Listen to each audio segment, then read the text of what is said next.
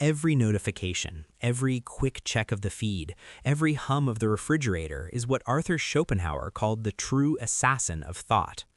Schopenhauer was a man who famously hated the cracking of leather whips in the street, calling it a disruption of thought that reduced great intellects to the level of ordinary ones. In 2026, we don't have whips, we have haptic engines and personalized pings. We think we're multitasking. Schopenhauer would say we're just being repeatedly executed.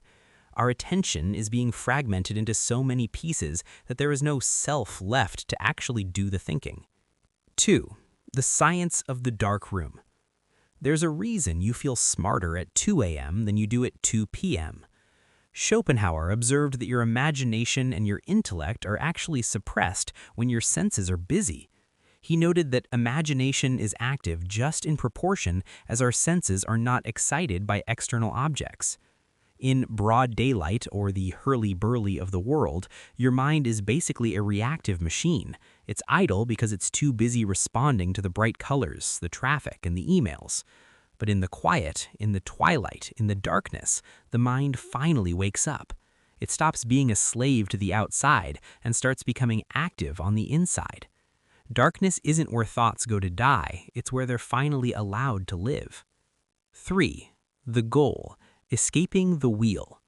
So, what are you actually doing in those 20 minutes of sitting in the dark? You aren't relaxing, you're escaping. Schopenhauer believed we are all slaves to the will to live, an endless hungry striving that never stops. We are like Tantalus reaching for fruit that disappears, or Ixion tied to a revolving wheel. We want the promotion, then we want the vacation, then we want the weekend to never end.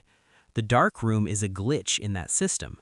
By removing the objects of desire, no visuals, no sounds, no stuff, you achieve a state of will-less perception. For 20 minutes, you aren't a participant in the penal colony of existence. You aren't a consumer or a worker. You are just a pure observer of the void. It is a blissful emptiness. 4. Conclusion. Life as a debt. You'll probably feel guilty. You'll think you're wasting time. You'll feel the itch to be productive. Don't. Schopenhauer didn't see life as a gift or a playground. He saw it as a debt, a business that doesn't even cover its own costs. We spend 80 years in painful labor just to stay alive, only to lose it all at the end anyway. Stealing 20 minutes of silence isn't laziness. It's a rational rebellion against the taskmaster of time. It's the only part of your day that actually belongs to you. So, turn off the light, sit down, and for once do absolutely nothing. It's the only productive thing you've done all week. Don't panic, just fold.